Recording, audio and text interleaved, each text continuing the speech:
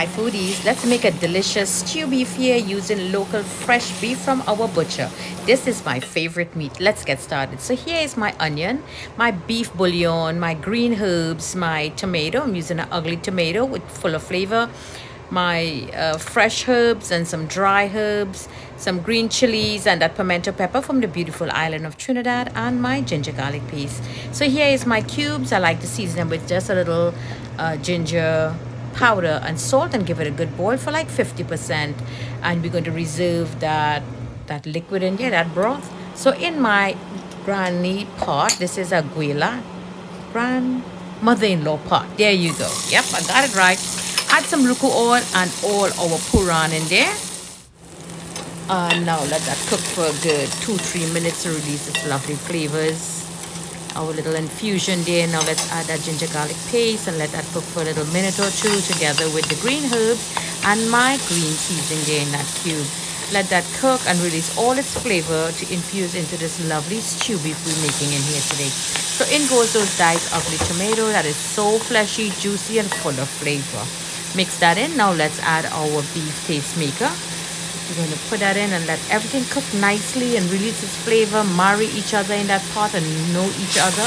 And this is a great infusion that is going to go into our lovely beef. So you know I love oregano. So here goes some dry oregano. Just give it a good little crush and mix that in there. And let this cook very low and slow for a couple minutes. Now this looks marvelous. The kitchen smells divine. Now let's add in our beef. Take them out and reserve the broth on the side. I want to cook this nicely and I'm using some Spanish olives. This is the one with the seed. I like to add that in and add some of the brine also in there. Give that a good cook, very low heat. Let that beef suck up all that flavors that we just made there. Nice little toss and turn. Now after a few minutes, like 7-8 minutes, you see there's no liquid in there. Now this looks marvelous. Now it's time to finish cooking our beef. So just strain the broth, that way you boil that beef cubes in and set it in there. Now is the time you're going to mix everything up, and this is the great time for tasting to see if you need to adjust any of the flavors, whether it be salt, pepper, whatever have you.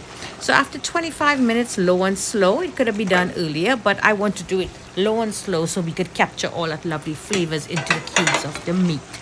Add the remaining of that green herbs.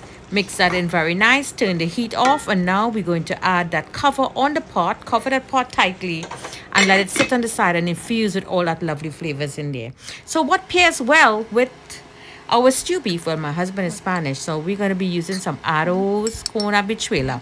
Rice and bean, there's lots of recipe on the page. Take a look and you could make some. Why did I use this spoon? I do not love to hear metal and metal scraping, but what can we do?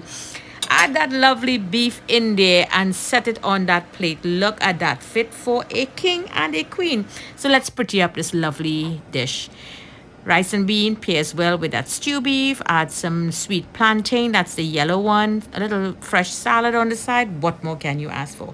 Jenny's Walk, always bringing great flavors to the table. Like and share this vid with your friends and family. Follow me on Facebook, Instagram, and subscribe to my YouTube channel. Enjoy!